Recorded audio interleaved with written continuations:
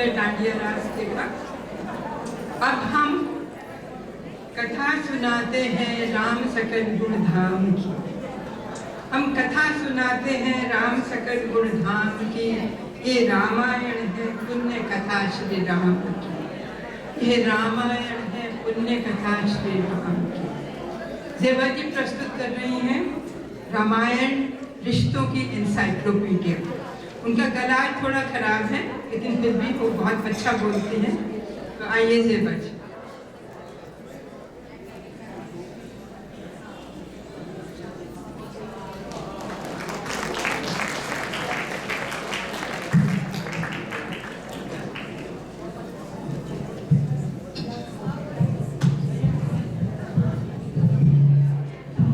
आप सबको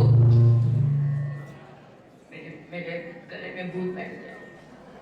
ये मेरी आवाज नहीं, ये भूत की आवाज है। आप सबको दिवाली की बहुत बहुत शुभकामनाएं। मैं कोशिश करूंगी कि मैं थोड़ा बहुत बोल सकूं।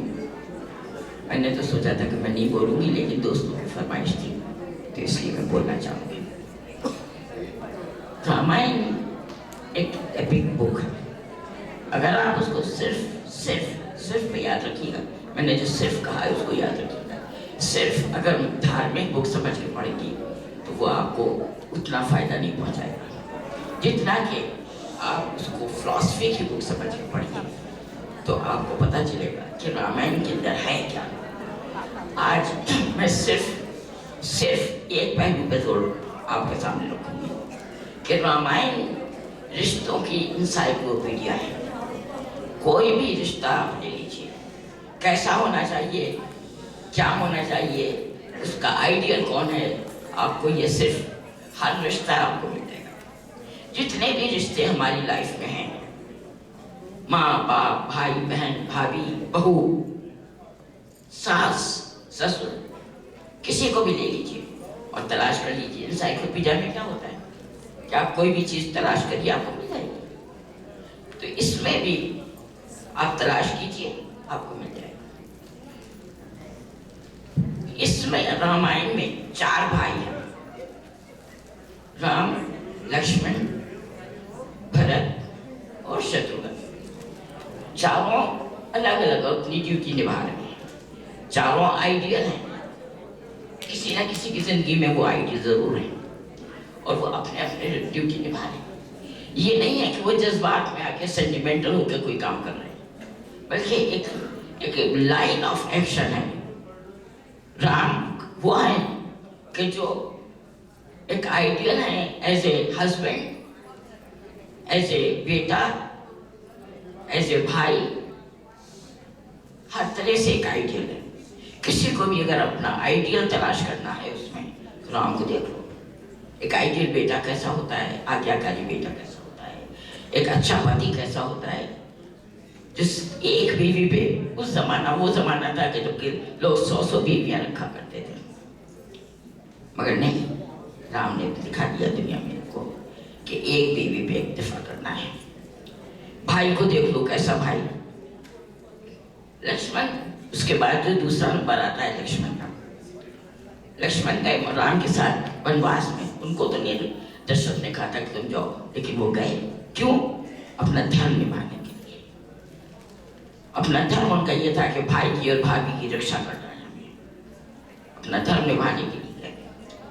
ज्यादा वक्त नहीं है कि मैं आपको बहुत डिटेल में बताऊं, सिर्फ हिंट दूंगी मैं आपको। उसके बाद तीसरा नंबर आता है शत्रुघ्न का।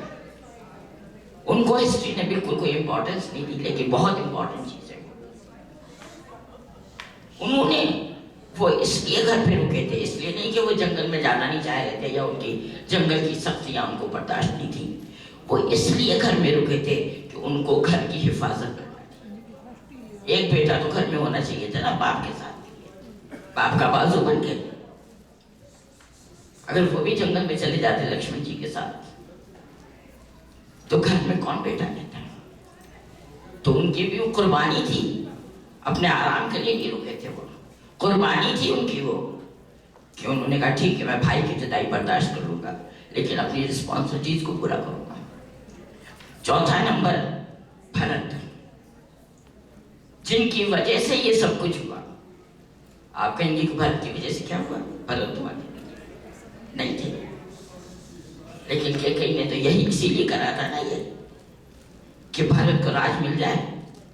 भारत ने दिखा दिया कि राज तो करूंगा, लेकिन मैं नहीं करूंगा, बल्कि राम की जूतियां करेंगे। है ना? मैं गलत तो नहीं बोल रही हूं? अगर गलत बोल दूं तो टोक दीजिएगा। कल राज करूंगा मैं, लेकिन वो मैं नहीं होऊंगा, राम की जूतियां होंगी। सिंहासन पे राम बैठेंगे, उनके जूते बैठे रहेंगे, लेकिन मैं रुकूंगा राजा बन के, इसलिए कि अगर मैंने ढील डाल दी तो राजपाट खत्म हो जाएगा, लोग हमला कर देंगे। कमजोर, जब राजा कमजोर होता है तो बाहर वाले हमला कर देंगे। मैं इस राज को मिटने नहीं दूंगा, जब तक राम नहीं आ जाते हैं, जब तक मिटने नहीं दूंगा। माँ देखिए, रामायण ये बता रही है कि माँ ना सकी होती है, ना सौतेली होती है। चार सब भाई सौतेले थे ना, कोई भी एक माँ से तो नहीं था ना। लेकिन रामायण ये बता रही है कि ना कोई सगा होता है, ना सौतेला होता है, माँ सिर्फ माँ होती है, भाई सिर्फ भाई होता है। तुम अपना आइडियल तलाश कर लो उसी में।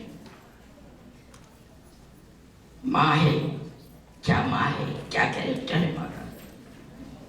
और क्या बेटे हैं कि कैकेयी की वजह से जंगल में गए, लेकिन जब वापस आए राम तो सबसे पहले पैर किसके छुए? कौन बताएगा मुझे ये?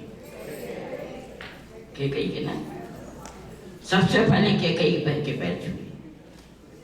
इसलिए कि दुनिया को ये बताना था कि माँ माँ होती है, माँ न सकी होती है, न सौतेली होती है। ये तुम्हारी थिंकिंग है कि जो उसे सगा सौतेला बनाता है। अपनी थिंकिंग बदल लो।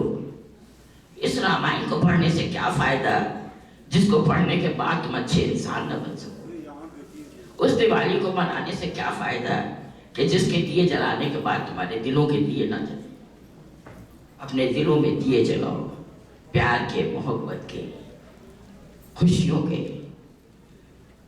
भूल जाओ कि सगा कौन है, सौतेला कौन है, अपना कौन है, पराया कौन है। और ये भी भूल जाओ कि मैं अब इससे ज्यादा नहीं बोल सकती। Thank you. माफ कीजिएगा, बहुत बुरा बोला है।